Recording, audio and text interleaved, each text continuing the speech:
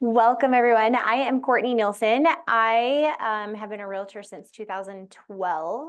I am also an associate broker. I really got into real estate full-time in probably 2016. So prior to really jumping in full-time, I used to be a teacher. So I taught high school English, and I taught high school English, and then I also taught at Salt Lake Community College adjunct English 1010 in 2010. So that was really fun. Miss those days, miss the kids. I don't miss the politics of it all, and yeah, the testing, the classroom management. But anyway, I am excited to be here to talk about Win the Seller. So we are just going to be diving into basically how to do a listing presentation, what the expectations are for that, and like what's the ultimate goal when we meet with a seller? How can we help them achieve their goal of selling their home, right? My husband and I own an indie branch, the Cedar Valley, and we work together. His name is Ben, and yeah, I don't know what else you want to know about me, but there you go. All right, so I'm gonna try to get through the slides really quick and so that we can spend a little bit of time on what I do when I go into a listing presentation. But before we get started with this, when I go into a listing presentation, I learned this a long time ago, and I think it's common knowledge, but basically a home sells for three reasons, right? A home is going to sell for price, location, and condition. We can't control location, right? So location kind of is what it is, and we do need to factor that into when we're pricing a home. We can't do anything about that, but what we can control is our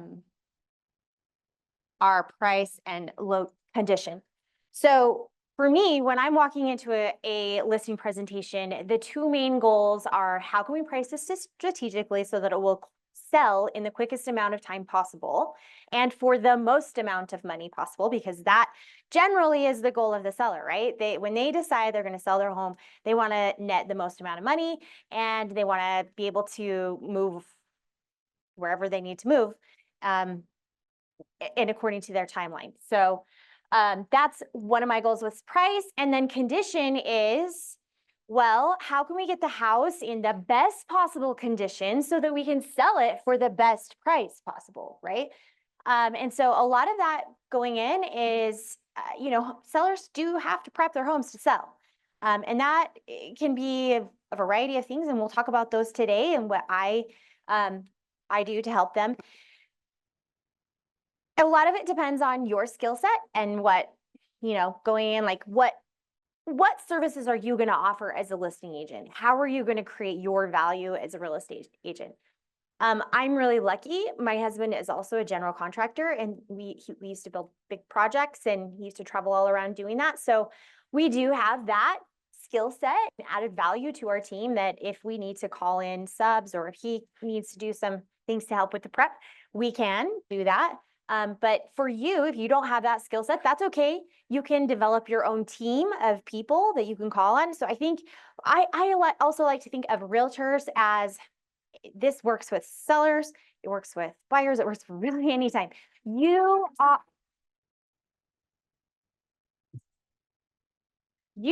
do not know how I did that. You have you want to be the person that your buyers and sellers, your clients, and when they become past clients, your SOI calls for anything. Hey, Courtney, who do you know who can hang Christmas lights? Oh, boom, here you go.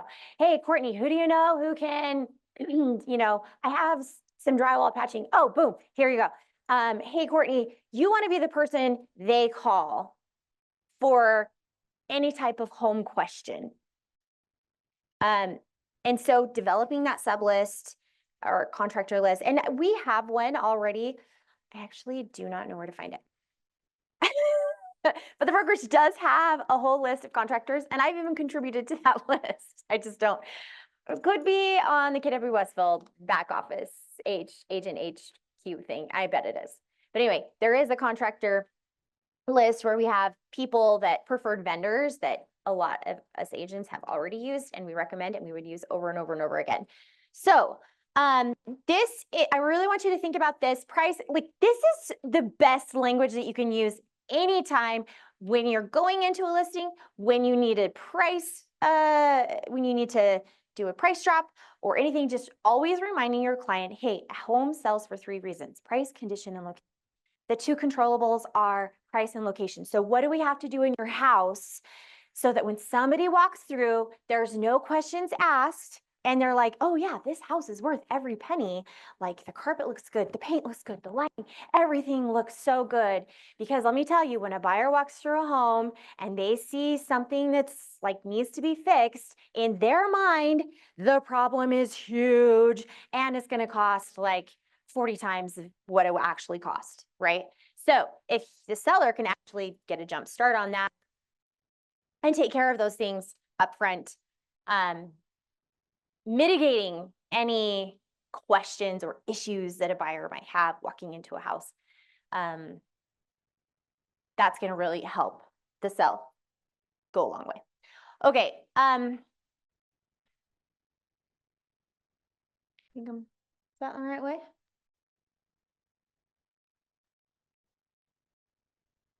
I don't know. I never know which direction I'm going on this. I think that is right. Okay. All right. Yeah. Okay. Okay. So we're going to talk about sellers, who those are, how do we get the appointment, what does a pre-listing packet look like, listing appointment, a listing agreement, recaps and ahas and daily and art. What you guys know the daily stuff. Okay. While leads are vital to your sales business, seller listings are critical to your ability to build it to its highest level with the lowest cost and highest net. Now, I truly believe in the power of listings and the leverage that you can have with listings. I think it is really good to get to a point in your business when, the goal is to have as many listings as possible, right? If you have read the Red Bible yet, you know that listings are the key to the long-term success of your business, right? Well, listings and building your SOI. But listings are so key. And the reason why is, well, when you've got a sign in your yard, you've got like kind of like free advertising, right? To the whole neighborhood. So think about as many signs that you can get into the yards all over. People see your sign. It's like if somebody's driving down the road, oh, there's Kelly. There's Kelly again. There's Kelly again. There's Kelly again. There's Kelly again, right? And then pretty soon you're building, or well, you're already building that credibility. People see your sign, they call. Doesn't happen all the time, but it's a great way. Also, there's a lot of upfront time involved in getting a listing and getting it ready for market. But once it is on the market, really, it takes up less time because because we have the ability that buyers agents can go and show the homes, right? And so I don't have to be at every single showing, which is so nice, and that saves a ton of time. But the biggest key thing, and you really want to think about getting, that's where I was getting to. I gotta go to my spreadsheet. What is going on here? You want to get to a point in your business where you have, like, try to get at least 50% listings is what I would try to do, or more. If you can get to that point where you're kind of like at a balanced stage, like, that's huge. I think the Red Sign team is about, I think they're around that mark. I do a lot of listings. Probably, I actually do a little more listings than I do with buyers. I don't know why my computer is telling me to leave the site. Sure, leave the site. I don't know. Yeah. So at least You want to get to that goal of 50%. Okay, so what is an A seller? Basically, these guys are ready, able, and willing in the next 14 days. But that doesn't mean that if they're not ready in the next 14 days, that we're just gonna be like, oh, sorry, I'm not gonna work with you because you're not ready in the next 14 days. No, we're gonna foster that lead, right? We are going to, sometimes I need 14 days or even 30 days to get the house ready, right? But if somebody says, hey, we're going to be needing to sell in the next couple months, like I want to try to get into that house as soon as possible to go through the numbers so that we can start setting goals with them and a timeline, like a game plan of, okay, well, if you're not going to list your house for 2 months, like what can we do in this 2 months time to get your house prepped and ready to sell? So even if they're like, yeah, we're not ready yet, but we do want to list in the next 2 months, then do everything you can to try to, without high pressure, right? In a nice, authentic way. Hey, okay, well, when's a good time for us to sit down and go over the numbers so that you can see where you're at? And also we can walk through your house and I can give you some pointers on what you need to do to help get your house ready to sell. And 2 months is a great amount of time. You can tell this is a great amount of time for you guys to get a jump start on everything. So let's go sit down and let's talk about that. I really want to instead, sometimes sometimes I just have to email like a CMA to people, right? But my ultimate goal is to get in the house because for me, I feel like, well, I just want to create that relationship, right? And start building that rapport and hopefully that's already established on some level. They've called me, they want me to come by, but being in the house, starting to get that process going, getting them committed to start doing these prep things, that's going to really help. Okay. Really, that was it? Okay. The 3 L's of the MREA, and when I talked about the Red Bible, I mean the MREA. Yes. Okay, leads, listings, leverage. This is your business. This is how you can maximize and create a big real estate business. Remember, real estate is the long game. We're in this for the long game. When I talk to clients, I'm like, oh, and they say, oh, I'm not ready for a couple months. Oh, that's okay. Whether you're ready today, tomorrow, next week, 2 weeks, a month, a year, 5 years, 10 years, I'm going to be here. I'll be here for you whenever you're ready.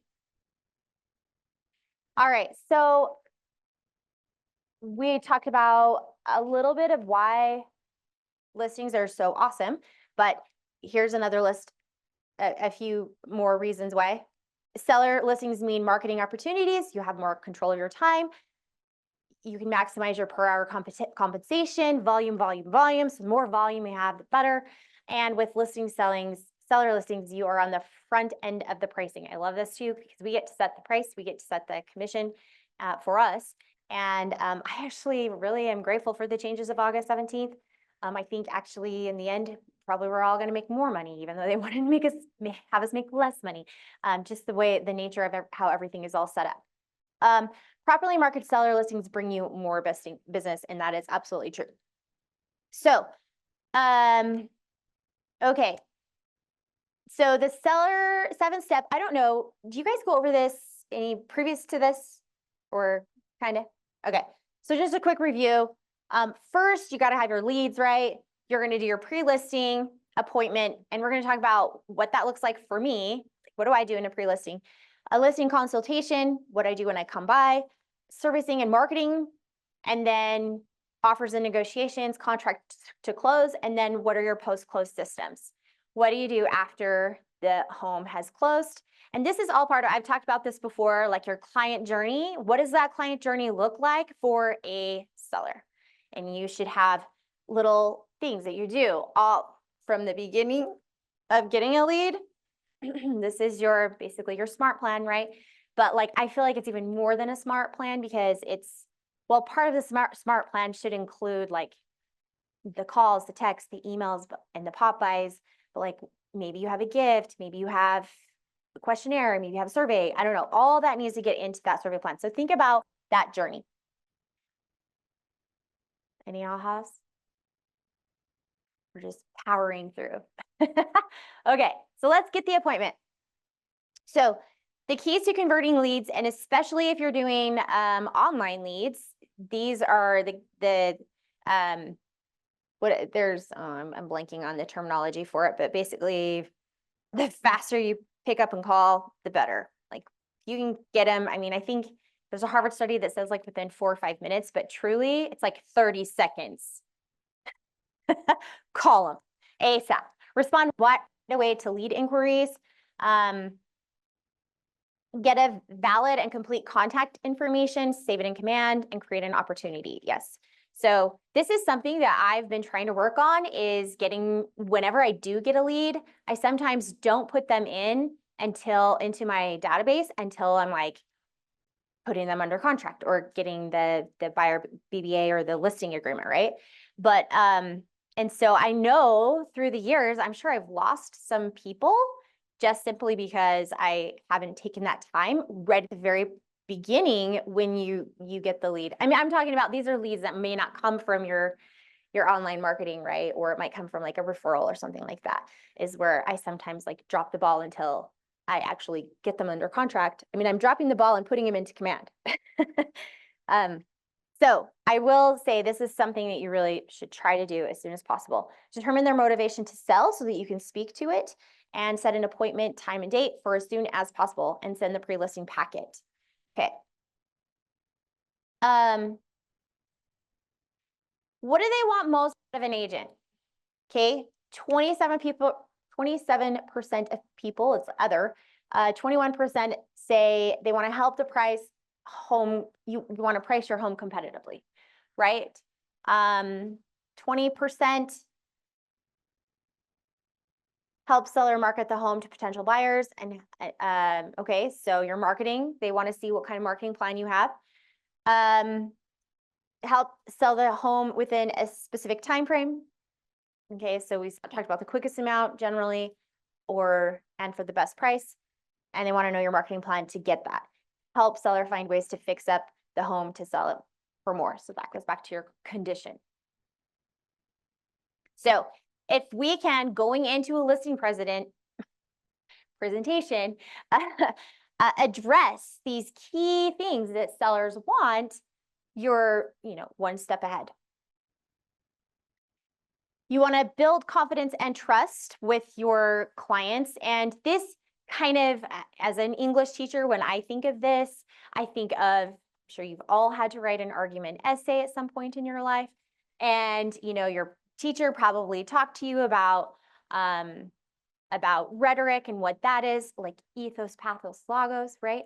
So whenever I'm doing a presentation or anything, when I'm putting that together, I'm thinking, okay, well, ethos is the credibility. Like, how can I build that credibility? Having some social, what's the word?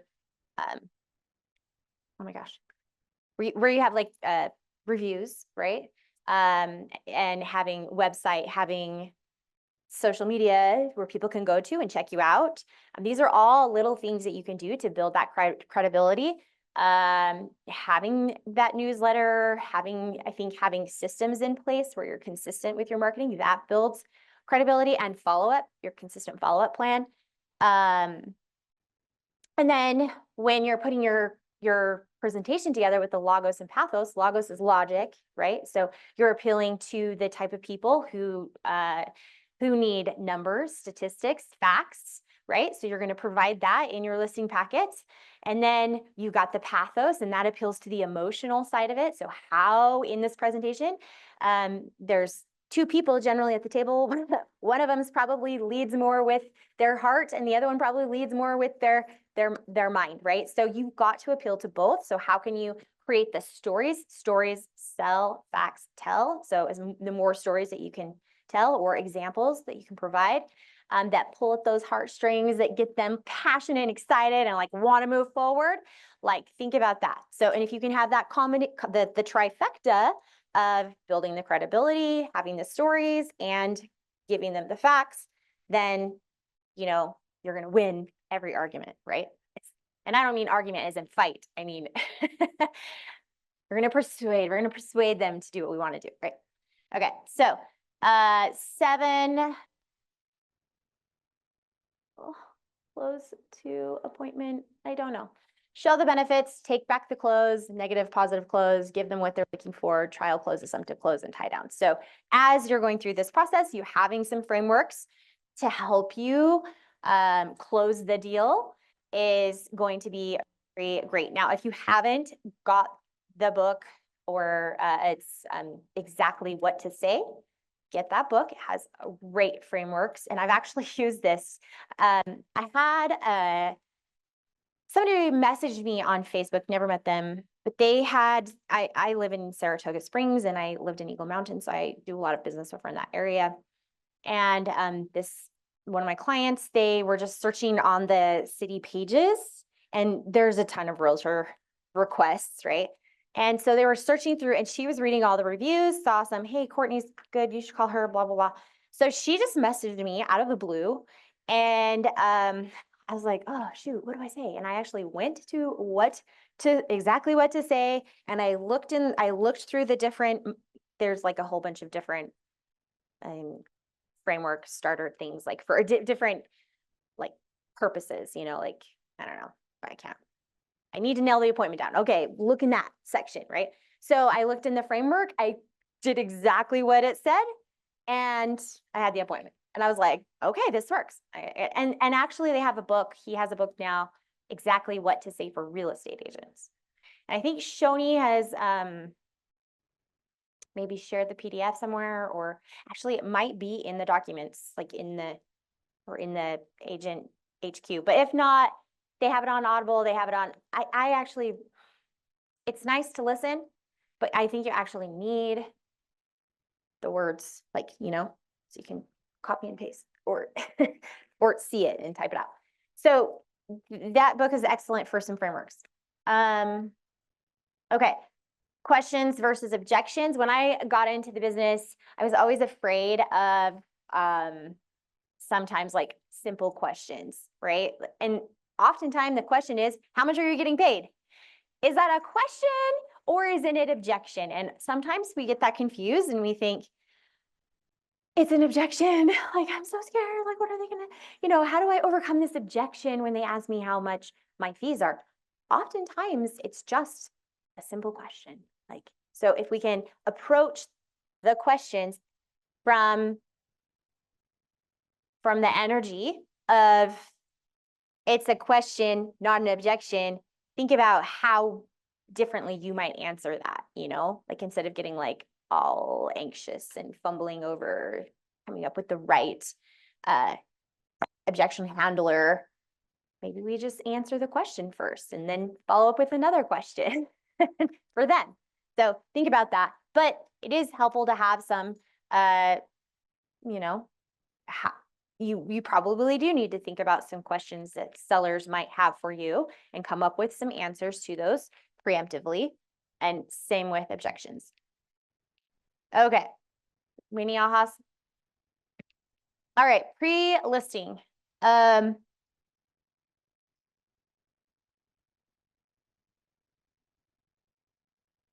Natural. I honestly do not know what this means. So we're going to skip it. When Cameron is here, he can tell us what it means. He knows like all these things. All right. So pre-listing packet goals.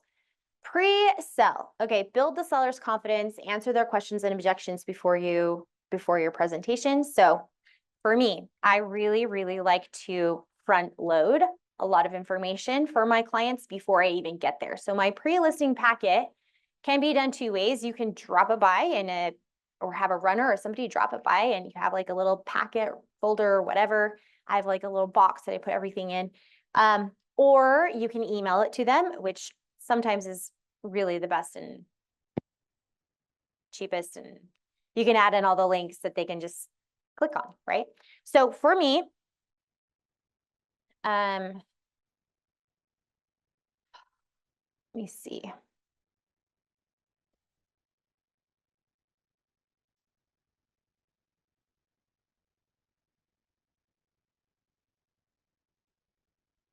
Okay.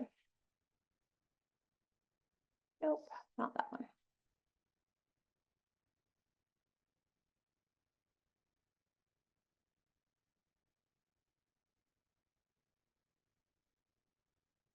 Sometimes I get a little verbose when I'm trying to not be, but simplifying the email is definitely a good thing. So what I include in my pre-listing packet is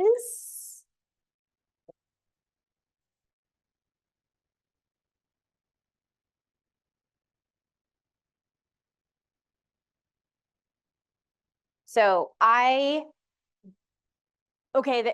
don't always give them the market analysis like this way, but a lot of times I do because I kind of do want them to look it over before we get there so they have an idea of what we're going to be talking about and what the comps are so that when we actually pull them out and talk about that, they kind of have a heads up. And honestly, I would say sometimes, I don't know what the percentage is, but I'm going to guess it's a good 50-50 actually read everything, 50% probably read nothing. But the fact that you sent it builds that credibility, right? So, I mean, reading prior to the appointment, right? So I'm going to have your CMA. I'm going to have, and then within that CMA, I usually talk a little bit about, like I analyze the comps a little bit. So I do say, hey, our best comp is this one. And I say which address or MLS number is so that they can, when they pull it up in the document, they know which one I'm referring to. And I'll tell them, I'll just analyze the comps and how we came up with that number of, of the value. And I don't give like a solid set exact price to. I'm usually going to do like a range. Is what I'm going to like the low end, worst case scenario, best case scenario. Okay. I am going to tell them what I'm going to do for pre-market, like what are we going to do? What's our plan for pre-marketing? And I don't go into a ton. I say, we're going to talk about this, but I'll like kind of give a little bit of bullets there. What we're going to do when we launch. And again, we're going to go into this in detail in person, but I'm going to, just give them a heads up. These are the things that we're going to be talking about, right? Pre-listing, launch, and then what do our weekly updates look like? And then I provide a net sheet. And some people don't put this into the email, but I just do.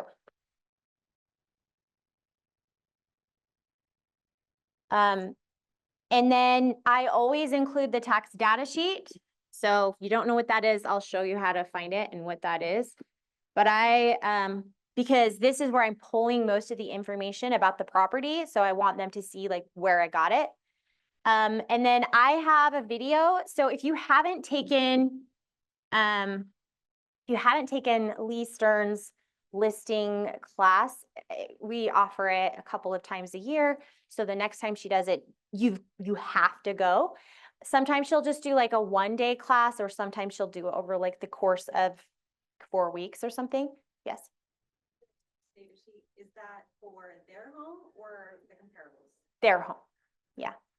So that's where I want to show them like, this is where I found how much you're paying on your taxes. This is because it also shows like the square footage and everything. And that's what I'm usually using as the data, the assumptions for the CMA. So like county records print out the Yep. Mm-hmm. Yeah. And I'll show everybody like quickly how to do that. So video, mine is kind of long. I think it would be better if it was like 5 minutes or less. So anyway, come up with a video. It doesn't have to be fancy, professional. It could be raw, authentic you, but just a quick, like, this is me and this is what I do kind of thing, and this is how I'm going to help you. I also include my I call it my listing playbook.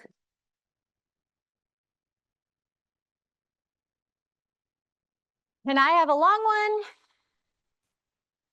like a full packet. And then I also have like my my slides that I do pull out. I'm crazy, you guys. I do pull out slides when I go to a presentation. Some people go in with nothing and they somehow, I don't know. But I used to do that and I actually lost a few listings from not having like more. I just want to like not having like a presentation. So I was like, you know what? I'm just going to do it. I am a teacher.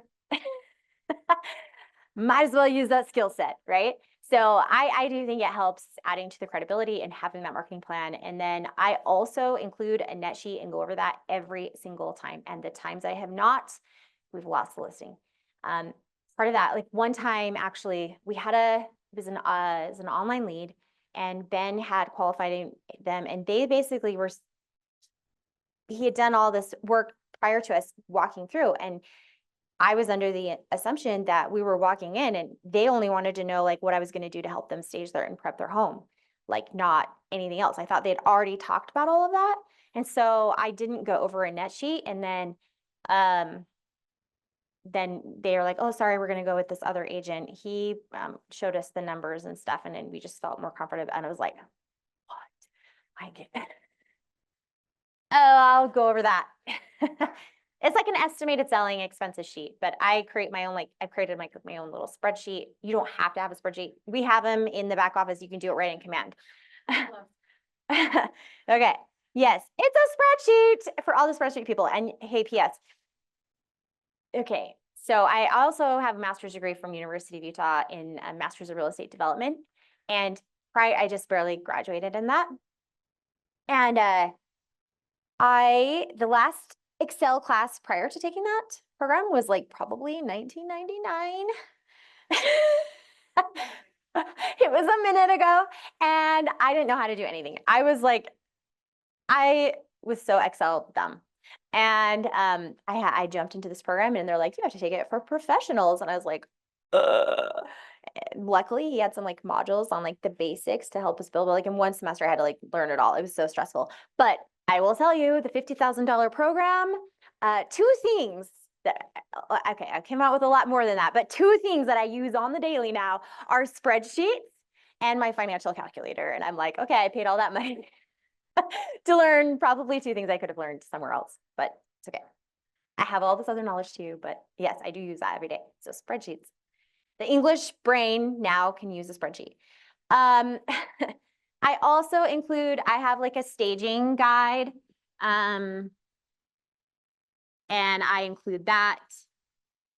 And then I kind of have like a next steps. And I have in this one important to note. And or this could be like your PS, you know. And this is where I basically talk about for sellers, I start creating the expectation that they might need to include a budget for closing costs for sellers to help pay for the 2-1 buy down. So I set that before I sit down with them. So all these little things, I'm not going into a ton. I'm really just doing 1, 2, 3, 4, 5, having I'll like bold this section, and then I just have like a little blurb about each thing, you know, so it's quickly they can like scan through. I want more white space than words, but but in a nice bulleted way. And then again, I'm telling them we're going to talk about this in more detail at the appointment, right? But so they kind of have an idea of what we're going to be talking about. Okay. So that's what I put in my email. Yeah. So it does help save time and it does make the consultation experience smoother and shorter by tackling some of the, we're just setting the expectations. We're actually going, like we walk into this with the expectation that they already know about us and know what we're all about. And this stating your value, telling your seller what you bring, Like, I mean, you guys, I don't need to state my value. I'm stating my value, right? Like they can infer that I'm a dang good agent and I'm all in with my clients. And I think every one of the agents in our office who do listings and our top agents are going to say they're all in with every listing. So you got to have that mentality. Like, yeah. Here's the question. Mhm. Which of those sections, if any, do you include information about your commission? That sheet, okay. Well, I also have it in my listing playbook. But I don't really spend a lot of time. I just assume the sell, assume I'm going to get it, and I get it most of the time. But I'm also say everything's negotiable. You know, when they ask me, what's your commission? Well, everything's like, that depends. Everything's negotiable depending on what your needs are. Okay.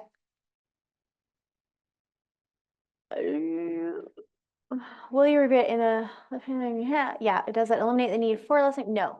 Is it a primer? Yes. This to me, I feel like we're going to review everything and it's my primer. This is my primer. Okay. All right. So you can, if you don't have a pre-listing packet, Command has in the section where you can like create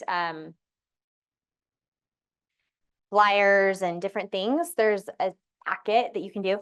I think we had a service at one time. I don't know if we do right now that Nicole left, but where we did have like a social media or not social media, like a service where they can help you build your own packet.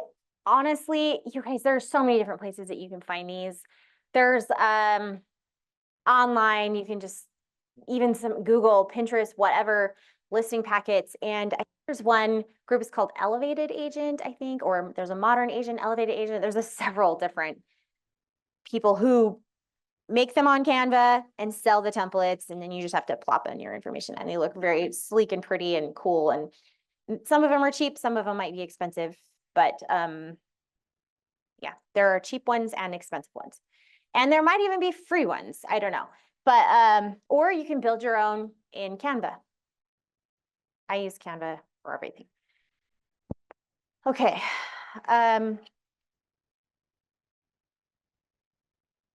So you're prior to the appointment, you're going to deliver the packet, you're going to confirm the appointment, ensure that everybody's going to be there that's a decision maker. Complete and practice your listing presentation, reviewed the lead sheet, meaning you're going to review the information about them and their house. Arrive to the listing presentation in a professional manner. So what does that mean? What does that look like? Does that mean I have to wear a suit and a tie? I mean, if that's you, then do it. But no, you don't have to wear one, but you do want to look professional. Like our business, you know, we're professionals. So we want to show up like a professional. I do know an agent who does wear shorts and I mean, they're not like, they're professional shorts. They're like golf shorts, right?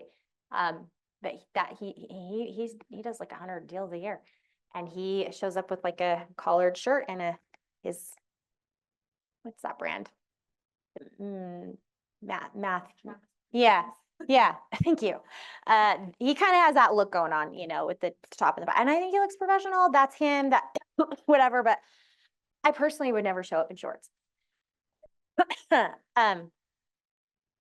know, probably my husband wouldn't either. He'd probably change the shorts and put on the Travis Matthews pants or whatever. But that depends on you. But I will emphasize, yes, you do want to look professional. You do want to, you are a professional. So be one, present like one. And I think a nice business casual is fine. Okay. Any ahas here? More questions? Okay. All right. So listing appointment. So you want to, your goal of the listing presentation is to get the listing signed there. So I usually have a lot of the documents and everything. Oh, I forgot one more thing. I add an attachment of and I ask them for homework. This is a lot of things. Homework, and this is for them to fill out this SPCD before you get there. Now, most of them, maybe if I changed my, I say most of them don't, I was gonna say most of them don't have it pre-filled out. But maybe I need to start like changing that thought process and the energy towards that. I don't know. But they at least know, hey, that's coming too. If they have that SPCD filled out before you get there, they're going with you because they've done the work, right? But giving them a little bit of homework to do is kind of a good thing if you can. But or send it over digitally before the seller's property condition disclosure. Okay, you're going to share your price recommendation, the initial list price for their property, and your reasoning behind it. So I like to do a range, and then you want to set expectations for how you will market the home and work with sellers.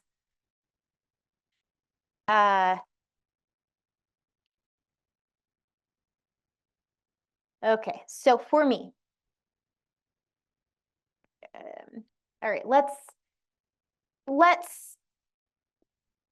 go over this and I'll show you what I do. Okay, so how the listing presentation meets the seller needs and wants. So a couple of weeks ago when I talked about social media class and I talked about, you are their Yoda, right? You're their Gandalf. You're Dumbledore. You are the guide. They are the hero, right? So we're going into this is how can we help our sellers be the hero? How can we help them? How can we guide them through this process so that the experience is going to be the best experiences they've ever had? And so part of that comes up, part of that is starting off the presentation with what are your needs? How can I help you? What questions do you have? And if we can get those questions, that process going up front, then oftentimes when we're asking those kinds of questions and we're having them talk and tell us about what their goal is and what their needs are, we're handling objections right then, right? Because we can address those from the beginning. Personally, when I show up to a presentation, I usually kind of like when they're welcoming me into the home, I kind of just like walk in and I like head towards the kitchen because I want to sit down at the kitchen table generally, because I usually do have a laptop and I have a presentation or my iPad or whatever I'm using. And I actually,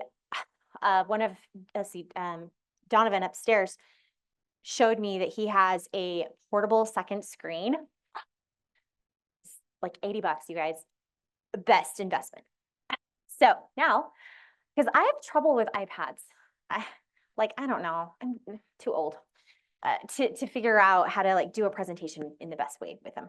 So I'm always with my laptop and then I'm like turning and then we're like kind of like this, but now I've got the second screen and it's like the same size as my laptop. And now I just like prop that up, plug it in, and now I can look at my screen and they can look at, we're in presentation mode and it's cool. Anyway, so Amazon, bought that. So their needs come first. Asking some questions about them, okay? Or if you don't have a slide for it, it's fine. But just as you sit down before you could jump into it, just start asking them questions. So tell me about like, what are your expectations? What are your timeline? Whatever this, whatever, if you haven't talked about that, or just review the questions that you've already talked about that you did on the consultation on the phone. Okay. Yes, I am knowledgeable and caring and the best agent for these clients. They will appreciate my expertise and preparation and choose me to represent them as they sell their home. You guys, this right here, a few years ago, I probably would have been like, whatever, skip the slide. No, this is so important. Your confidence in yourself is going to sell you more than anything. The papers, this, no matter what you say, it is truly your body language and the energy that you bring to the room. right? So work on this. Truly believe that they called you for a reason. There's something about you that they like, they must already kind of trust. Maybe they know you. There's a reason why they called you. So you are for them. They called you. So come in with that confidence and truly believe that you are the best one for them and you're going to do the best job for them, whatever you're going to do. And I truly believe that is like more than half the battle is this right here, the mindset going in. So yeah, tell yourself this every day. Create a little mantra, affirmation. All right. You're going to set it up in opportunities. Have you guys gone into command and done this yet? Do you guys know how to fiddle around with? Okay. All right. We'll try to show you. Okay. So we're listening. All right. Here we go. Okay. So for me,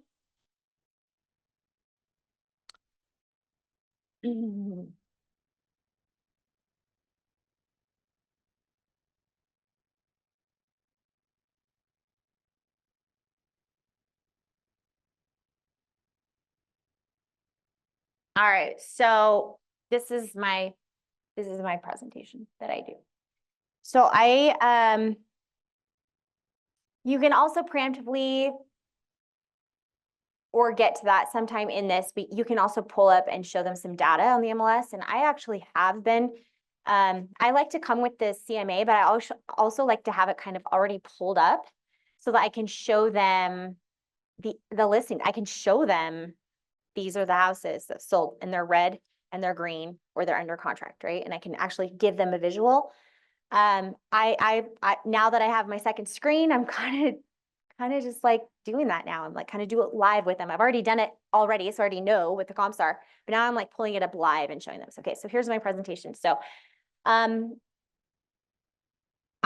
do you know about us, our business, and the way that we do things differently? So this is in addition to the questions of, hey, what is your timeline? What are your needs? When do you need to move? How quickly do we need to get this home sold? All the things. Like, I want to know, what do they already know about me? Why did you call me? That's important. It might change the way or the direction of where I go, right? What I need to feel I need to spend time on. So we ask some questions. We talk about the reasons that a home sells. I don't know why in here on the screen, the 3 does show up on my, but 3 reasons that a home sells. So we talk about the price, condition, and location, what we can control, what we can't control. And I do point out that every one of the photos that in here are from my photographer, and so then they can kind of see, like, as we're going through the slideshow, like what to expect with the photographer. We talk about how buyers find homes, and 52% of them find them online. The statistics 6.1 from a builder, 6.1 from a real estate friend, relative, 28% from the real estate agent. And that means that I've actually sent them the listing. This online means that they're surfing around online, looking on, utahrealestate.com, your website, Zillow, whatever they're on, that they're looking, and then they are like, hey, I found this one. Let's go show them, right? So where are they looking? Where are they finding the homes? And the reason why I pull this up and why I emphasize this is because I want to show them, all right, my plan for you is that all of my marketing, I'm going to hit every one of these categories. So our reach is 100%, right?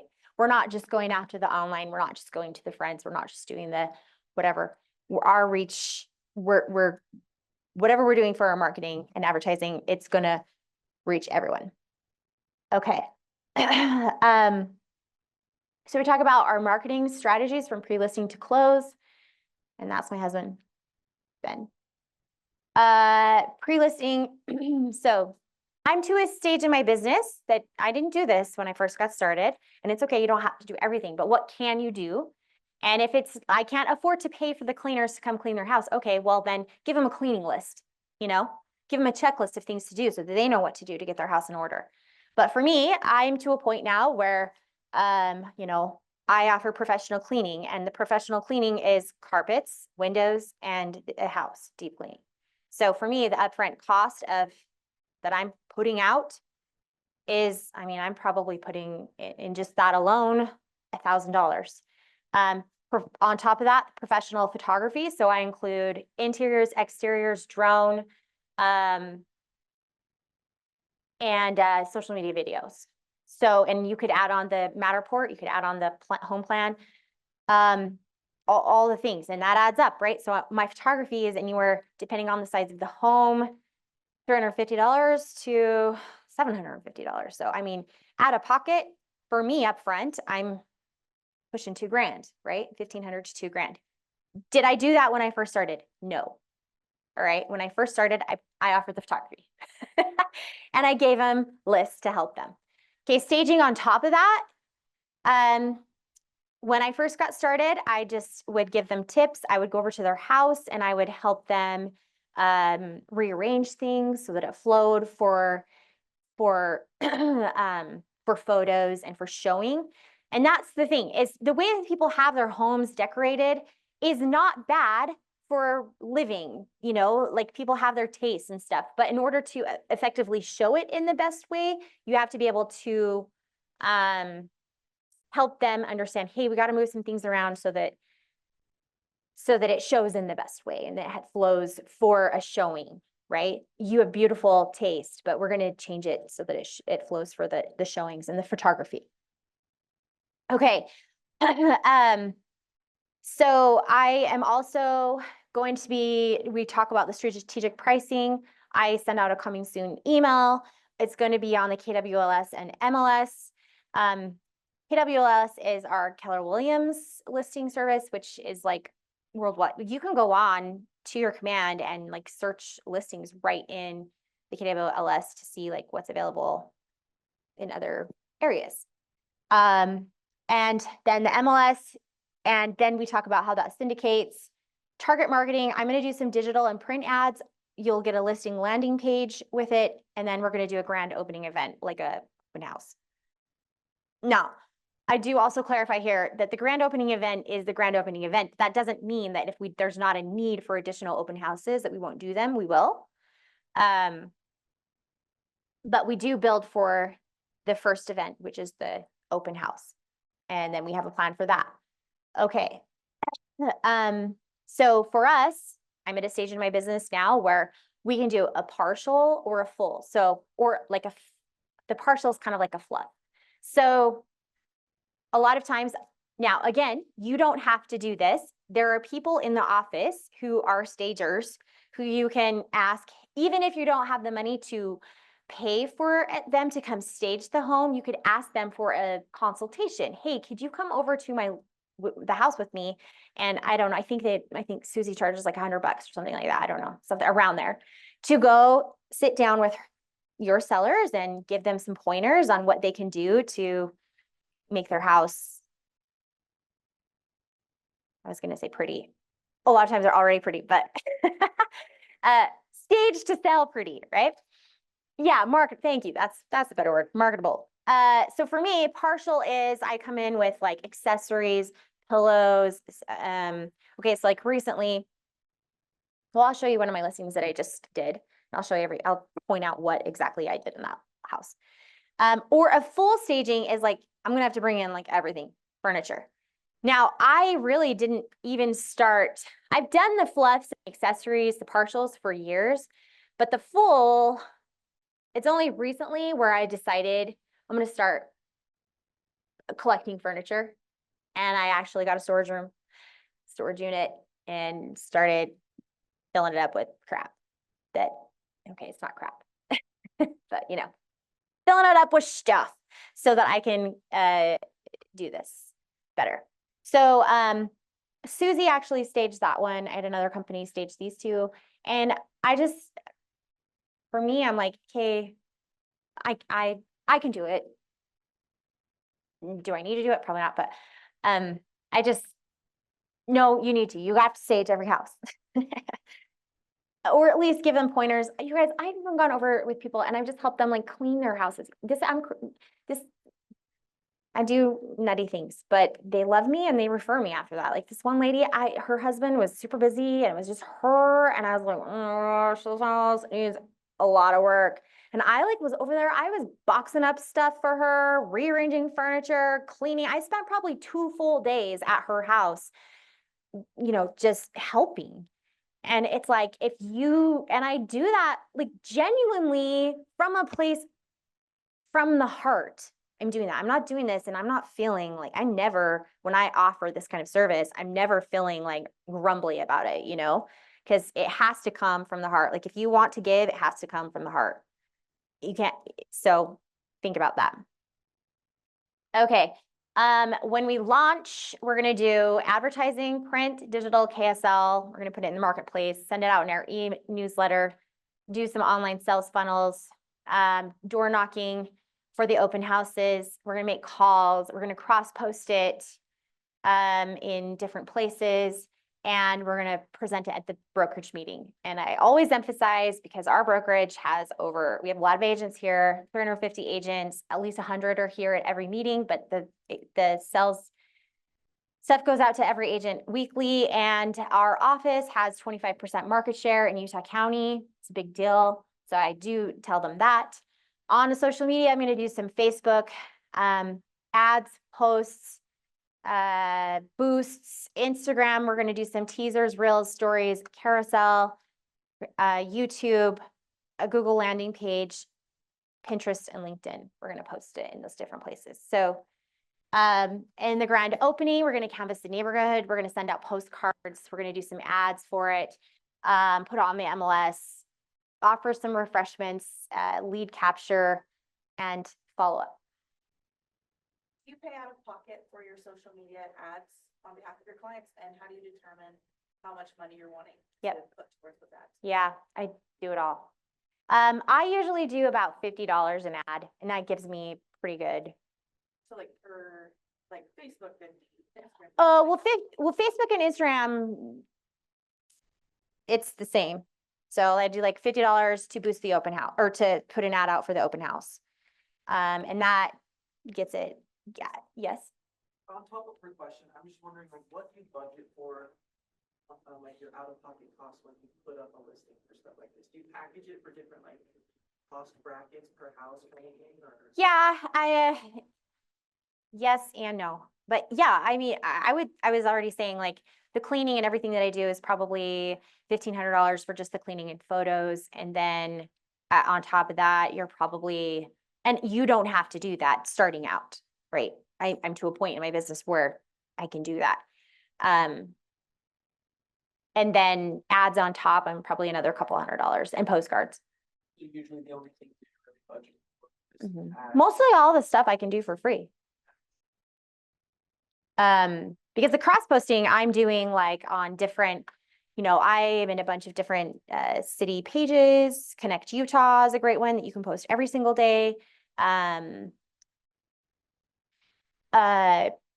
then you guys, I think this is key, and I think we should all be doing this for each other, but especially if the sellers are okay with it, we have to get their permission to, do that. But having agents in the office posting for us, like me posting for you, you posting for me, on the different channels really helps to expand the reach, because and I want my clients, I tag them and ask them to post, because we want the reach, right? Like my sphere, my circle, my Facebook, whatever, only goes so far, right? But if you can do it for me and I can do it for you, and the sellers can do it too, like think about how much more we're reaching, and that's free. We don't have to pay for the ads to get the reach, although I do, right? So, and for the ads, like you could do one weekly, but for me, I usually do just like $50 for each ad that I do. And it's usually like a weekly, like for the open house, I do one to lead up for it. If I'm having troubles and the house isn't selling, I might do more.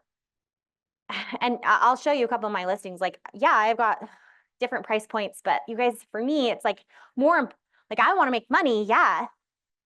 But there's a cost of doing business. And I also want to make sure that my clients are getting the most amount of money out of their house. I want them to And it's also my name out there, you know, and my image, it's my brand. And so for me, it's like really important to me that the houses look good. And it's funny. I was just looking at a listing from forever ago, popped up in my yeah, thank you. Popped up in my memories and I was like, oh my gosh, I've come a long way. I was like looking at this master bedroom. I have to see if it's in somewhere where I can find and show you. Oh my gosh. But the bed looks so sad. This master bed. It was just like just a plain bedspread with like pillows flat and nothing else. I mean, it was clean. So if nothing else, you guys clean the house. That's like top to bottom, clean out, declutter, the 3Ds, declutter, depersonalize, and declutter, depersonalize, and oh shoot, I don't know. I'll remember it in a minute. If you can do declutter, depersonalize, and deep clean. Declutter, depersonalize, deep clean. 3Ds, you can do that and nothing else. You have done more than probably 90% of agents. Probably 95% of agents. So yeah. Okay. And then we're also going to syndicate. So what that means is, and it automatically does it. Like if you do the permissions on the MLS when you're putting in a listing, it shoots out. If you give permission for it to syndicate, then it will shoot out on the IDXs of every real estate agent out there, Zillow, Trulia, Realtor, any real estate website out there. So I do emphasize that like we do syndicate so that they can see like it's going to shoot out. And it goes to over 500 websites minimum. Smart sign, smart key box, and our showing service. And I do emphasize the smart sign. So here at the office, they have these like little red riders. Huh, cute. Little red riders that go at the bottom of your sign that has like a text code, and that allows you to, when somebody, you know, drives by the house or whatever, they can type in the text and get the information, and then it automatically sends you the lead. So then you can follow up. So it's a great way to track. So I talk about that as something that we do. And then the smart sign, we do like a reflective sign, and well, the smart is capturing the lead, but the reflective sign is also important too, because at nighttime, when people are driving through the neighborhood, if it's not reflective, they might not see the sign. So you're capturing more people who are driving through the night if you have a reflective sign. So spending just a little bit more money on the sign to get the reflective is important. The smart key box, there's a power. I mean, okay, there's some cost there too, right? Your signs are going to cost you some money, but once you like have that foundation of the signs and the key boxes are like what, $80, $100, I don't know, something like that, 115, something, I don't know. But smart key boxes, that's the blue super box. And I've seen agents use contractor boxes and I don't like it. I mean, obviously, if it's what you got to do at the beginning, I guess you got to do it, right? But the reason why I don't like it is you cannot track who has the code and who's going in and out of the box, right? At any time. Smart key box tracks who opens the box, what time, tells you how long they were in there, like when they put the thing back in. And so if there's ever an issue, it's a safety thing, right? So I always emphasize the importance of the safety key box. Also, you can't get access to the key box without having taken the code of ethics class. And most people who are going to have access to that are agents, appraisers, inspectors, and some photographers if they've paid and gone through the whole ethics thing with the board of realtors.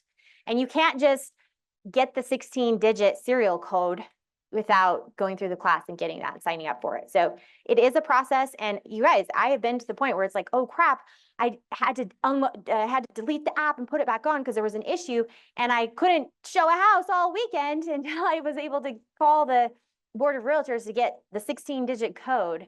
So like I've had sellers call me, hey, what's the code to the box? There is no code. It's an app and it's very protected. So I emphasize that to the seller so that they know like, hey, I'm here not only like, I'm here to make your house beautiful and to market it and price it and get it out to as many people as possible. But I'm also here to protect your asset.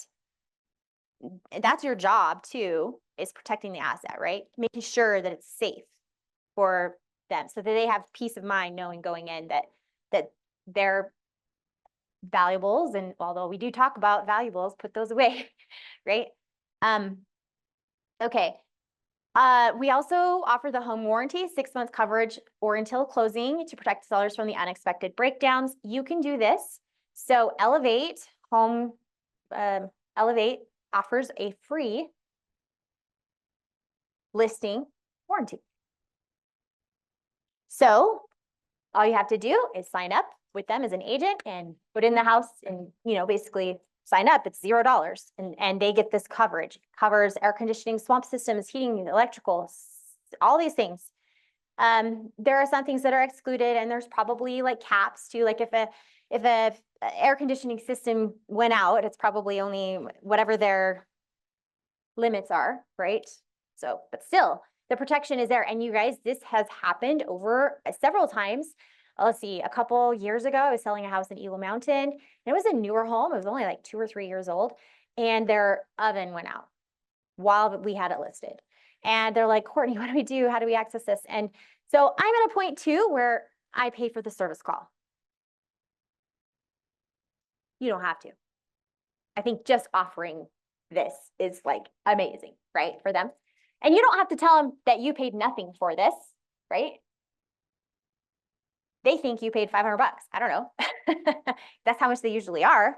So, or 500 to 750 bucks for this. It also has a rekey service for them. You can get garage door openers, kitchen appliances, whatever. So they came out, they fixed the oven, and all I had to pay was the service fee, and they fixed it, and it was awesome. So, it's a nice little thing to have, just an extra little bonus for the clients. And then post-launch, we're going to do responsive communication, weekly updates, listing feedback, listing analytics, and skilled negotiating. So we'll talk about the listing analytics and what that is. I do send out like a weekly email to them, and I like go through the listing analytics on both Zillow and the MLS, and I show them like how many views they've had, what's this, and then we talk about like, I also look at the comps and say, okay, this is how many actives, this is how many went under contract in the last week, this is how many sold, so that they can see, like, especially for our logical brains, they need to see this data, right? Emotion only goes so far. All right, so then we talk about pricing strategies. So these are some things that are within our control, and these are things that we can't control. Okay, we can control price, condition, our showing availability, and whether or not we're offering a home warranty. But what we can't control is what the competition is doing, if it's a buyer-seller market, what the interest rates are doing, and when that perfect buyer is going to actually walk through our home, right? So we talk about showing availability. This is really important. There was a listing in my neighborhood several years back, and they would never show the house. And it was on the market for like almost 6 months. And I'm like, dude, if you just show your house, like you probably have this house sold. But they had blocks. They had like very limited times when they can sell your home. Like you don't really want to sell your house if you're not making it available and doing whatever you can to be available, right? Sometimes we have to drop everything, and it is an inconvenience to sell a house. But if you really want to do it, sell your house, we got to do it, or you got to do what you got to do, right? Some pricing misconceptions. It's very important to list your property at competitive market value when we finalize the listing agreement. So we don't determine price based off of what you paid. We don't determine price of what you need, what you want, what your neighbor says your house is worth, what another agent says, or what it costs to rebuild today. Hi. Buyers and sellers, they determine the value. So the value of your property is determined by what a buyer is willing to pay and what a seller is willing to sell for, and that is what market value is. Okay. Buyers, they make their pricing decisions based off of comparing your property with others sold and whether homes that are active on the market. They're going to compare your house with other houses. So how can we look at the actives, the competitions, and say, okay, these are the actives. How can we make ours show the best or be at the top of these other ones? How can we do that? So they're going to make those same decisions that you're making on listing your house. At what price am I going to list my house for? So this right here is helping them to come down from an unrealistic point to a more realistic point that they're looking at the same comps that we're looking at. And if you want to list your house $20,000 above what the comps are saying, you will not have one buyer walk through your house, right? So the goal of the pricing and the condition and the marketing is to get as many eyeballs on your home and to get as many buyers walking through the property as possible. Because the more buyers that walk through the home, the more opportunity there is that you're going to have an offer, right? You have no buyers walking through your house, you're not going to get an offer. It's just not going to happen. So what do we got to do? Okay. And then this is a nice little graph. It talks about what asking price is, what the percent of potential buyers who will look at the property.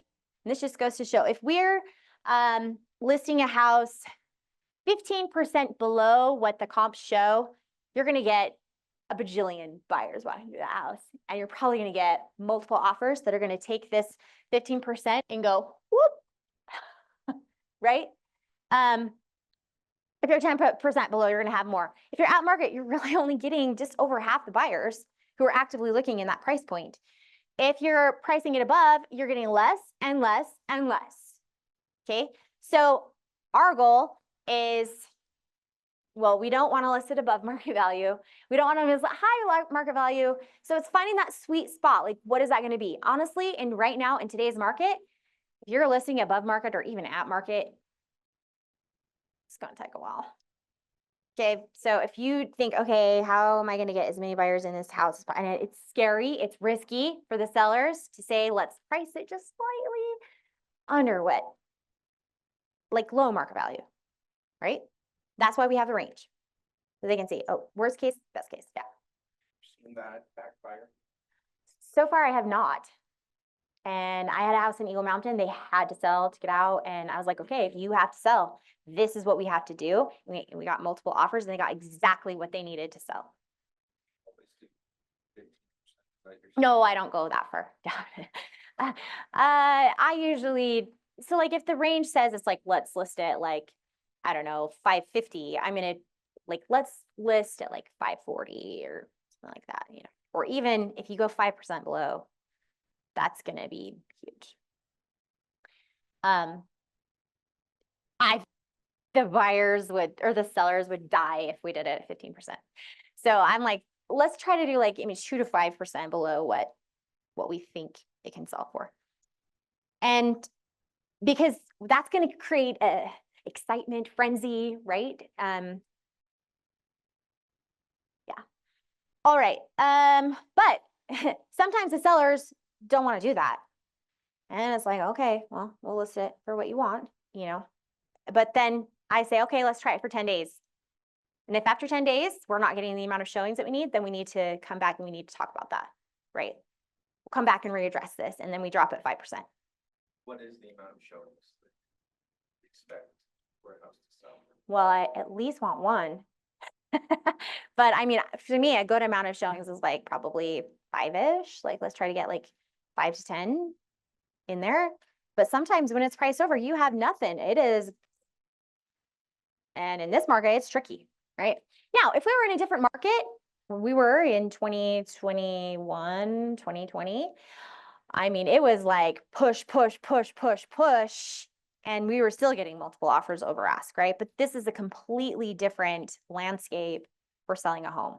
And you do have to price. And I'm like, this is strategically pricing the house, right? Like we're pricing it to sell, we're pricing it to create energy, we're creating that feeding frenzy. Maybe the connotation on that is not the best, but but we want that, right? We want that excitement. Okay, this is usually what happens if we price it above what the market value is. It sits. This is days on market. Finally, we get to our market value and buyers still won't look at it. And so then we drop to finally they'll buy it. So that's the problem. Days on market can be your friend or cannot be your friend, right? Right now in our market, I would say 14 to 30 days. If you don't have it sold in that time, it's tricky. It'll sit a little bit longer unless you do something drastic with price.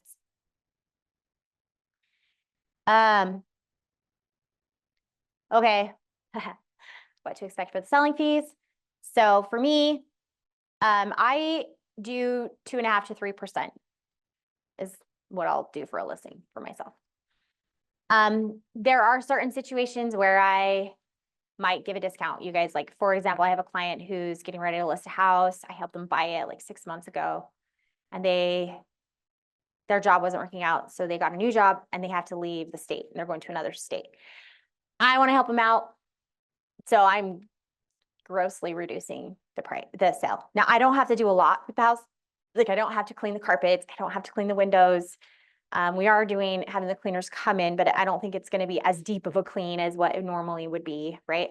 Her house decorations are pretty cute, so I just have to maybe add a little bit of fluffy things to make it just warmer. So,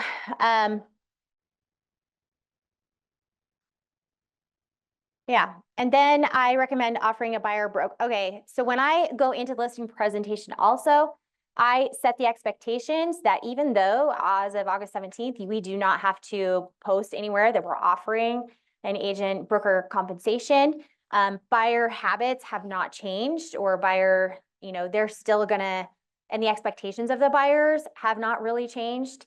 And so it is good to budget for that. And so we, in my expense sheet, we budget for worst case scenario of 3% offering for the buyer. And so what I tell them is this is a fixed cost for the buyers, and most buyers want that to be wrapped into their loan. And so what does that look like? What do you need to net? And let's try to find that sweet spot. And I never say never, but how I talk about it I say agents are welcome. And then they say, well, how much is the BBC? And I said, well, they're prepared to pay an agent commission, but it really just depends on what the offer comes in at. Like, if it's a really good offer, then the chances of them getting, most of the commission or all of it is favorable, right? So I don't actually give them full numbers because I want to look at the full offer. And then we want to try to give the agents, at least from my perspective, we want to try to give the agents that, especially because it's a hard cost for the buyers and they just want it wrapped in. So what can we do to negotiate the purchase price and other concessions so that we can protect that hard cost, right, to the buyer? And I think once they realize it is a hard cost, yes, it's coming out of your net, but it's the offer price, right? That is really the key number here. The agent's closing costs, whatever, is not the key number. The key number is the purchase price. And then we talk about unrepresented buyer fee of 1.5%. So for our professional fees, if there is an unrepresented buyer, then I charge an additional 1.5%. And that's because I am basically managing the sale on both sides. I am not representing the buyer's agent. And these are all the things that we can do without representation to handle a successful sale. Why would I want to do this for my clients? Well, I want to represent them and make sure that we're facilitating a smooth transaction and that there's not going to be any errors or problems with somebody who's unrepresented, who doesn't know what they're doing in the paperwork. So I can fill out the paperwork. I'm gonna keep track of the timelines and deadlines so that my clients close on time, right? I'm gonna give some neutral communication, let them know, hey, these are the inspections, these are the times that you need to do it, and make sure that they do it within those agreed timelines, that everything is in compliance, and that we're proactively working with the title company. So, what other costs could I expect to pay? So I tell them, okay, you're gonna have title and escrow fees, you're gonna have probably a home warranty, and this is about the cost of a home warranty now. Your taxes are going to be prorated, and I talk to them about what that means. So like every month when you make a mortgage payment, money goes into an escrow account, right? Well, that money doesn't get refunded to you until after you sell the house. And so you have to pay the taxes up front at closing, And then whatever's in your escrow account, you'll be refunded later. So this tax proration, like you're paying it upfront, but probably you'll get most of that money back, but we still have to include it into the net sheet so that they can know, oh, that's going to be an expense at closing, right?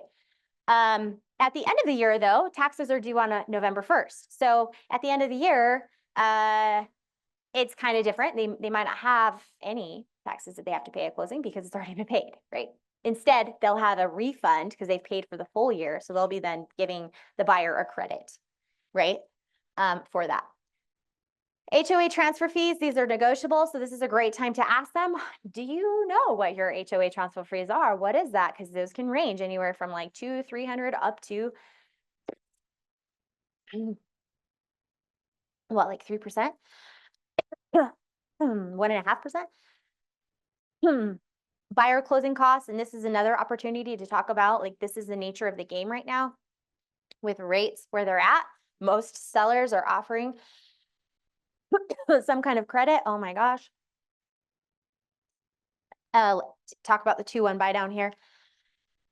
And buyer agent fees is where we say, hey, this is 100% negotiable, but let's put in a budget for that. Set the expectation that probably they're gonna have to pay that.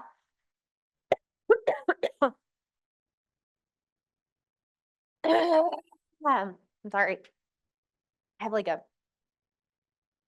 why would the seller pay any of the buyer agent commission? Offering a buyer commission could entice the buyers to want to make an offer on a listing. Buyers might choose a listing that is offering a commission over one that's not offering one. If a seller offers a buyer agent commission, this could cause the buyer who couldn't otherwise afford to close on the home now consider your home because now you're offering one. You'll drive more traffic to your listing. More traffic equals more offers, and more offers equals more money and better terms. To be honest, this has been a practice for decades, and I don't see behavior changing on this one anytime soon. Essentially, buyers want to wrap as many things into the purchase price as possible so that they can decrease the amount of cash they'll need to close. Buyers are coming in with a heck of a lot of money, and coming in with another 15,000 grand is sometimes really hard. So they want to wrap it into that purchase price, because then they only have to pay 20% of the 15,000 if they're putting 20% down, right? Okay. What questions do you have for us?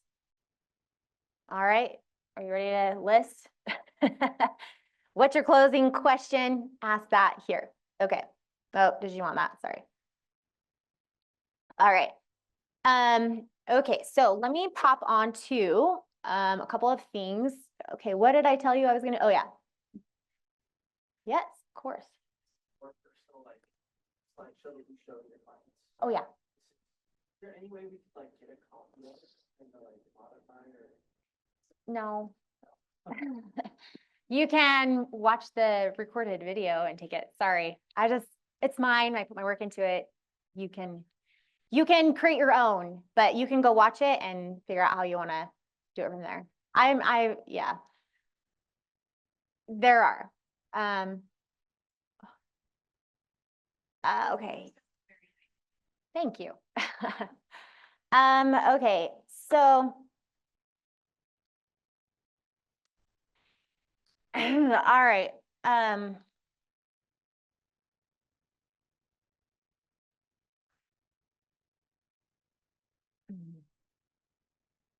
right, so this is my net sheet. So I put my assumptions over here. And this is what I'm charging, 3%. I also charge a 295 transaction fee. And then this is what my escrow fees, and this, my escrow fees are actually like high, like this is gonna cover whatever. So usually this is like worst case, they're gonna get better, right? I put in the annual property taxes, and look, they're gonna have to pay from 1 to this, so that's how much it would be. But if it were after this date, right, this number would probably be 0. There'd be actually a credit there because they paid their taxes on 11/1 from their escrow account. I want to know what their mortgage is, if they have any others, how much are we going to budget for seller paid closing costs, buyer agent fee, 3%. This is, and I again reiterate, you know, these are all the fees, worst case.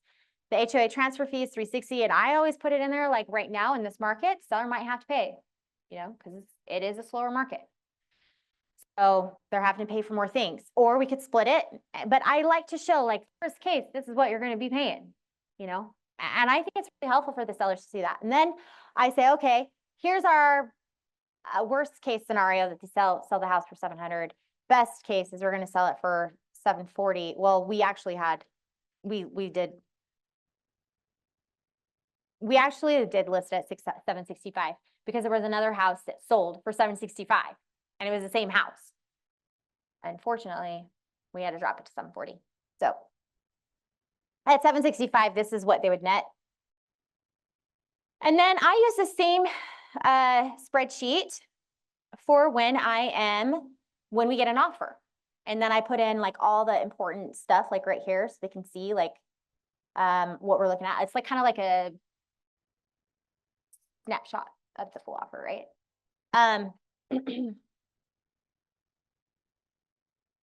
So, yeah. You can also add additional columns, like if it's multiple offers, then I've done offer 1, offer 2, offer 3, offer 4, offer 5, and I just put them all there so you can see how are we comparing with all of them. And make sure that you have some kind of disclaimer too, that it's a courtesy estimate only. This isn't, so that's what I do for that. And then if we go to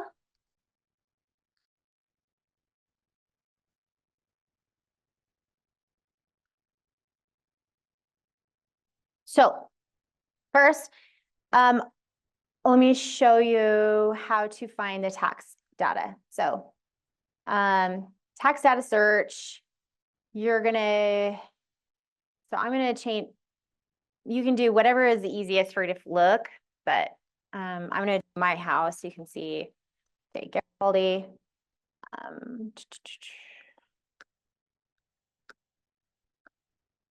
Okay, so this is what I print off and give to people because it shows what the taxes are. It shows when it was built. The building area is above ground square footage. And then it shows the basement square footage. And so that plus that is the total square footage. And then now this is where you have to ask them questions too, because like mine doesn't show that the basement's finished. It only shows that we have like 3 bedrooms, 2.5 baths, but we actually have 6. And we have like a kitchenette and all the things in the basement. So you do have to ask them like other things. Hey, I can pull the basic data of the house from the tax data search, but can you tell me about your house? Like, have there been any improvements that you made? Have you done any, updating on the home? What are the finishes like? Are they white cabinets, fireplaces? What type of flooring? I mean, I ask all that kind of stuff as I'm going in because I want to look at the other properties. Okay, so it also tells me, I can kind of see too, like, oh, I can see like if they've refinanced recently, if they, like how much they bought the house for, right? Let's see. Well, yeah, you can go back and see that too, but where does it show my mortgage at the top? Yeah. Okay, I can see that. Well, that's the land. Sometimes it shows like what your mortgage was when you bought the house somewhere. Oh, right here. So our loan amount was that when we bought the house. Now, obviously I owe less than that because I've lived there longer, but at least that gives me a reference point too for like my spreadsheet to kind of like, and I can look and see, oh, when did they buy this house? 3 years? Oh, they probably owe a little bit less than that, right? Than what the mortgage is. Or if they've lived there for 10 years, they probably owe significantly less than that and they haven't refinanced. But you can also see sometimes if they've refinanced and it was recent, then that's probably what they owe or close to. But then asking them like, do you have a HELOC? Do you have a second? Do you have what other things? Or do you have anything else that would have to be paid off at closing? Solar, and what do you owe on that? What are some other things? Sometimes I've heard of people like financing HVAC systems, new stuff. So anyway, I then print this off as a PDF here. Now, another cool thing is if you're listing the house, you can actually go back to the previous listing. And you can see like, oh, well, we bought it for $775. You can see, scroll down and you can see like what they put in before. And you can get like kind of all the information on it. right? And who bought it or who sold it, all the things. So, all right, so here is, this one just went live. So I'll show you what I did for the staging bit. So I did add the wreath. I like a double mat. So I have a bigger one and then a smaller one. And then I did put a plant there, or if you had room for like a little table and chairs or something, you could do that. This one is Saratoga. Yeah, so in here, I always change out, this is something that I do no matter what, is I change out the bathroom towels to white. So I put in a white hand towel, a white towels in the bathroom, a white shower curtain. You can get those at IKEA for butt cheap. Or I go to like Home Goods, places like that, Ross, Marshalls, and look for things. I just kind of moved things around. I added in the little plant. I took this sign that she had on her kitchen counter and moved it there. I added in here. So all of the furniture is hers, and I added the pillows, the little blanket. She had this here already. I added the rug. I added the plant, this picture.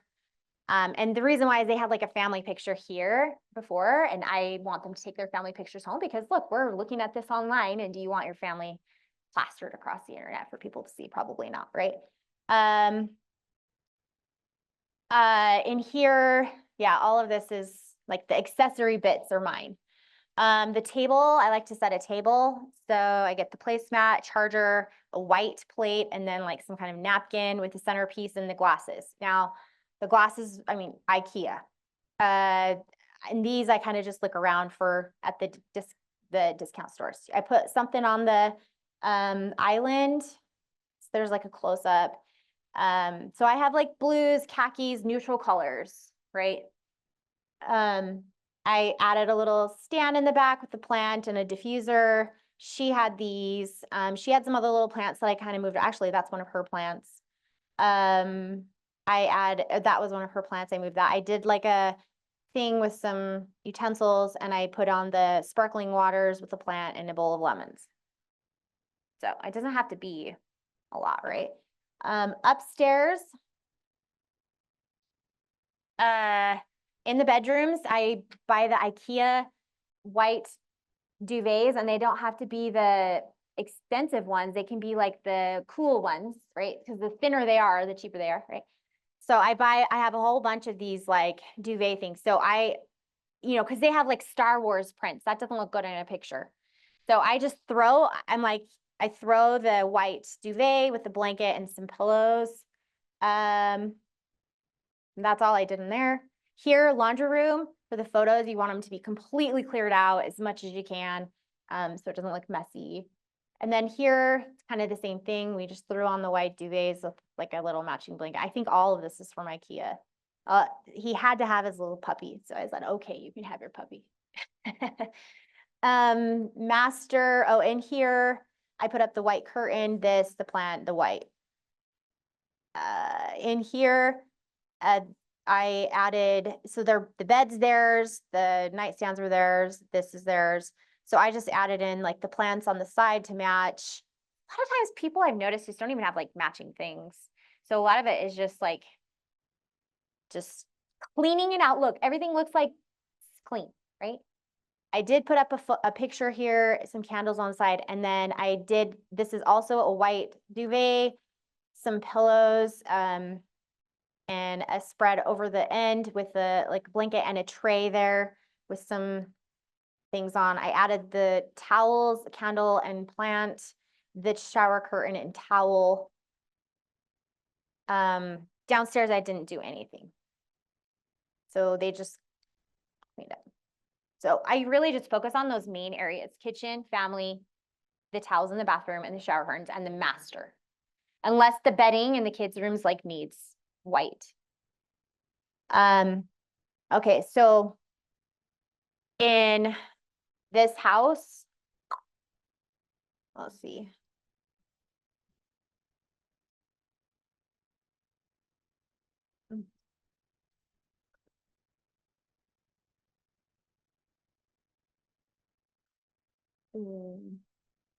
So this one we did a lot. This isn't needed. So I actually brought the furniture. Well, actually, this is hers, and the other thing. But like I brought in, again, I did a plant, I did a rug and a rug, 2 rugs. I did a wreath on the door. So we brought in the couches and then the pillows, blanket, trees, plants, little things. Some of the stuff on there is theirs. It was kind of like, I don't know, artwork. And then the table's theirs. I set the table. And then just added a few little things on the counter, right? Bedroom, I brought in the plants, the candles, the bedding, the picture, the rug.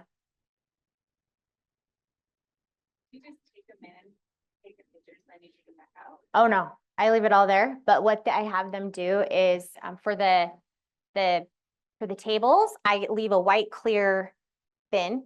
And I just have them like pick up the placemat and like we stack them on top and they just like, so that they can live, right? And then for the bedding, I have them like boom, boom, like just wrap it up, just like set it to the side. And then when they show the house, I want them to put all the bedding on because I want the house to show like the pictures. Anyway, that's what we did there. This one, I didn't have to do a ton here. So this one, I just brought the wreath. I did add this painting, pillows, couple little knickknacks, but like the furniture was theirs, that was theirs. The furniture in here, I just added the pillows. All of that was theirs, theirs. So see, in that one, I didn't even have to do anything, because I already had it.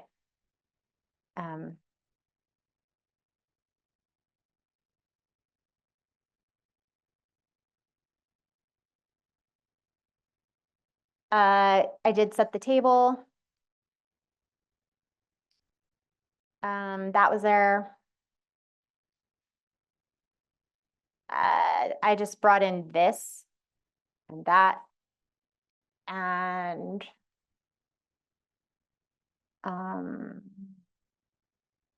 in the master, I added just like the blankets and the plants. And then they actually kept their gray. They just put that because I forgot towels that day, but I actually think it's fine because everything's white in there, you know. Anyway, and that's really all I did for this one. But we've done full stages, like the whole house. Okay, what other questions? Okay, some other things that you sometimes are valuable to show are stats.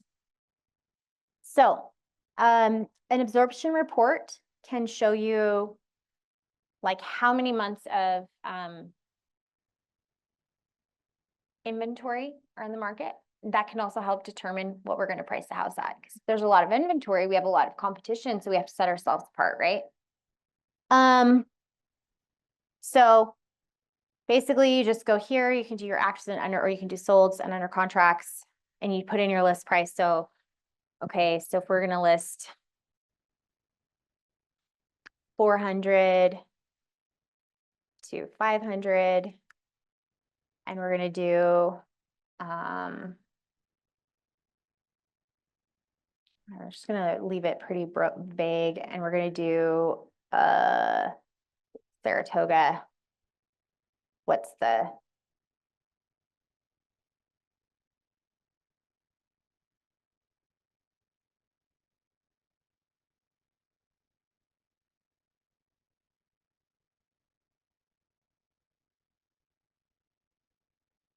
what?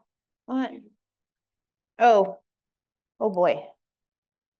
Thank you.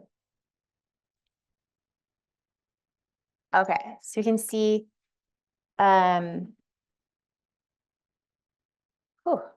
the actives, there's like 5 months of inventory in Saratoga Springs. So he saw there's 5 months of inventory. How would that determine how you're going to list the house?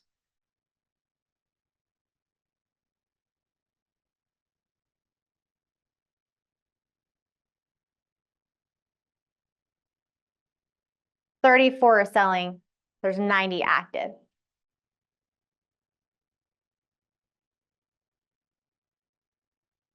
I would be a little bit more aggressive on the price, right?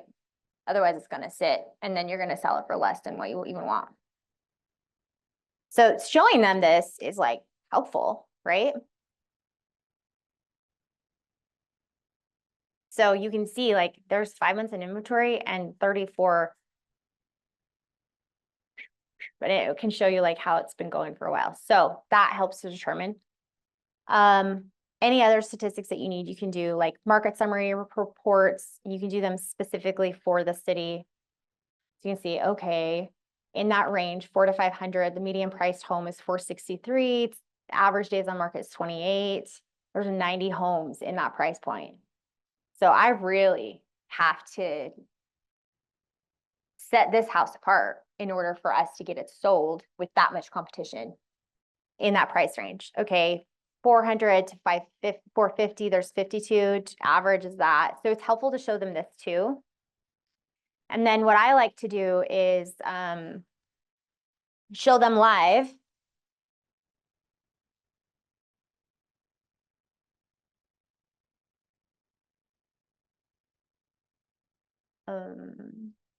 Well, here, let's just go. Quick search. All right, we're gonna do the map report. So I wanted to see like, yeah, I think I have a radius of a 1/4 mile. Okay. So I want to show them this, like, look, this is within a 1/4 mile of your house. These are what houses have sold. What is going on? How do I scroll? Anyway, and I can see, okay, this one sold for, this is in that same neighborhood. It sold for 475, but what's different about it? So I like to like pull it up so they can see like what the comps actually look like. And we look through the pictures. How do we compare? So this house is 500 square foot bigger. Actually, no, 300 square foot bigger. And the basement's not finished. Okay, so I like to see the visual of, you know, and you can like zoom in. I don't know why it's not working for me right now. What's this one? Okay, this one sold for 459.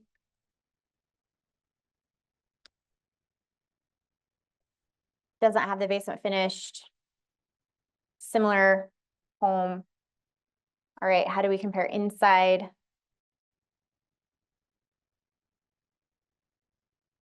Oh, see, they staged cute. That's a stager. I can keep it down. But they didn't have an island. Okay, but they have a cute rug, they have all the things. Anyway, so you can.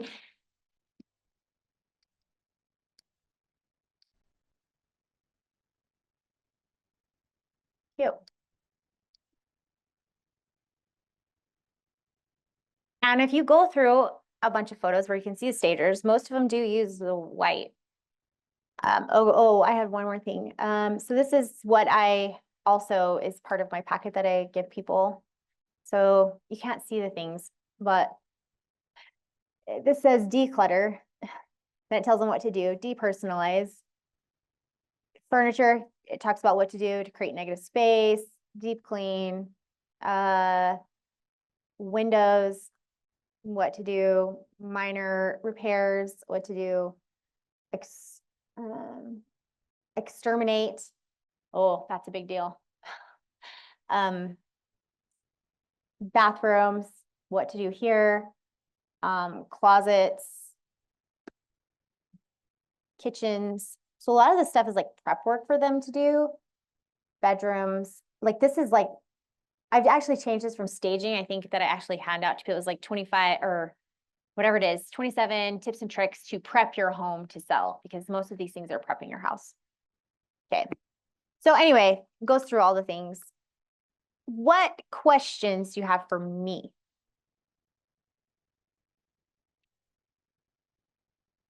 Oh, at the end, send a little handwritten thank you note. Be part of your client journey. Any questions for me?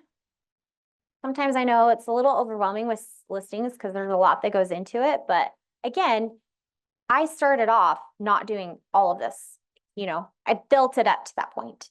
So you can start off, again, just providing the checklist. Like that's what I did for many years, is just like checklists of things for people to do, and then go in with, try to think of an eye. If I was a buyer, walk through the home, what are some tips that you could help them? Or if you're like, don't feel confident in that, then call someone in our office who can come and do like a consultation with the seller to give them some tips on what to do to get their house in shape, marketable.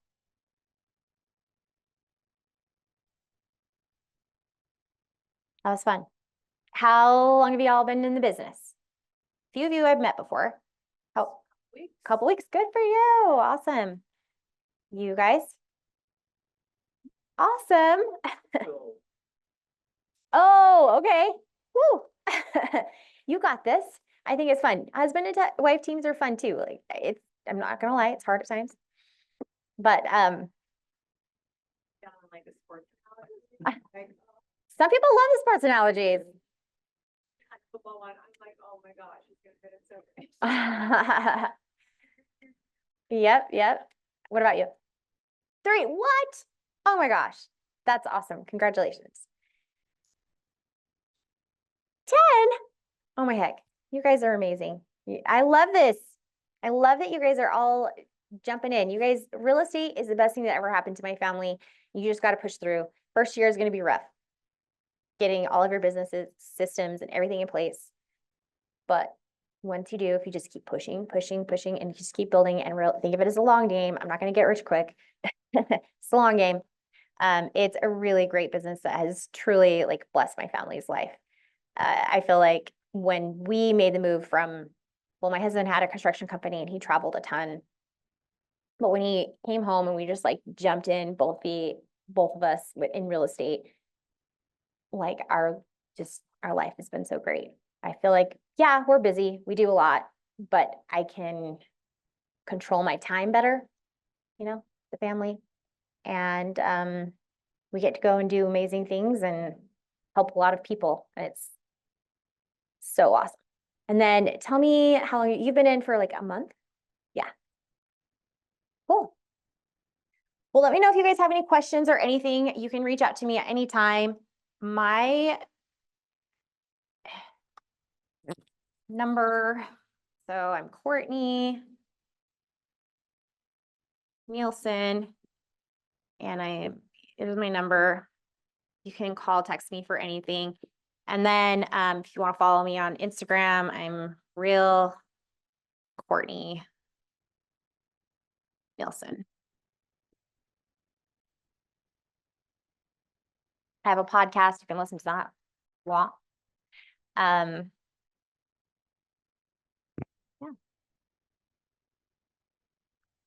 That's it. Thank you. You guys are amazing. You're going to do awesome.